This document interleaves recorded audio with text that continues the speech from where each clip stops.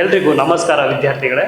ಇವತ್ತಿನ ಒಂದು ತರಗತಿಯಲ್ಲಿ ನಾವು ಕನ್ನಡ ಭಾಷೆಯಲ್ಲಿ ಅಂದ್ರೆ ಕನ್ನಡ ಭಾಷೆಯನ್ನ ನಾವು ಅಧ್ಯಯನ ಮಾಡಕ್ ಹೋದಾಗ ಅಲ್ಲಿ ಮೊದಲನೇದಾಗಿ ನಮಗೆ ಕನ್ನಡದ ಒಂದು ವ್ಯಾಕರಣ ಕನ್ನಡ ವ್ಯಾಕರಣ ಅಂತ ಏನೆಲ್ಲ ಇರುತ್ತೆ, ಕನ್ನಡ ವರ್ಣಮಾಲೆಗಳು ಅಥವಾ ಕನ್ನಡದ ಒಂದು ಮೂಲಾಕ್ಷರಗಳು ಅಂತ ನಾವು ಕರಿತೀವಿ.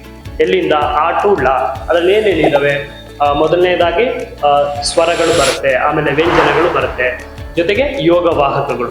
ಇವು ಮೂರನ್ನ ನಾವು ಇಟ್ಕೊಂಡು ಈ ಒಂದು ವ್ಯಾಕರಣವನ್ನ ನಾವು ನೋಡ್ತೀವಿ. ಅದರಲ್ಲೂ ಸ್ವರಗಳು ಅಂದ ತಕ್ಷಣ ಹ್ರಸ್ವ ಸ್ವರಗಳು, ದೀರ್ಘ ಸ್ವರಗಳು, ವ್ಯಂಜನಗಳಲ್ಲಿ ಏನು ಅಲ್ಪ ಪ್ರಾಣ, ಮಹಾಪ್ರಾಣ, ಜೊತೆಗೆ ವರ್ಗೀಯ ವ್ಯಂಜನಗಳು, ಅವರ್ಗೀಯ ವ್ಯಂಜನಗಳು, ಕೊನೆಯಲ್ಲಿ ಅನುನಾಸಿಕ. ಆಮೇಲೆ ಸ್ವರಗಳಲ್ಲಿ ಯೋಗವಾಹಕಗಳು ಬರುತ್ತೆ ಅಂತ ಅಂದ್ರೆ ಯಾಕೆ ಯೋಗವಾಹಕಗಳು ಬರುತ್ತೆ? ಈ ಯೋಗವಾಹಕಗಳು ಅಂತ ಏನಿದೆಯೋ ಅಂ ಅಹ ಅದು ಏನು ಸ್ವತಂತ್ರವಾಗಿ ಉಚ್ಚಾರಣೆಗೆ ಒಳಪಡುವಂತಹ ಒಂದು ಶರಗಳು ಅಲ್ಲದೆ ಇರೋದ್ರಿಂದ ಅದು ಬೇರೊಂದು ವ್ಯಂಜನ ಅಥವಾ ಸ್ವರಗಳೊಂದಿಗೆ ಸೇರ್ಕೊಂಡು ಒಂದು ಹೊಸ ಒಂದು ಏನು ಶಬ್ದವನ್ನ ಕೊಡುವುದರಿಂದ ಅದನ್ನ ನಾವು ಯೋಗವಾಹಕಗಳು ಎಂದು ಕರೀತೇವೆ. ಇನ್ನು ಮುಂದಿನ ಒಂದು ಭಾಗದಲ್ಲಿ ನಾವು ಇನ್ನು ಹೆಚ್ಚಾಗಿ ಕನ್ನಡ ಒಂದು ವ್ಯಾಕರಣಗಳ ಬಗ್ಗೆ ಅಥವಾ ಕನ್ನಡ ಒಂದು ಗ್ರಾಮರ್ ಬಗ್ಗೆ ನಾವು ತಿಳ್ಕೊಳ್ಳೋಣ.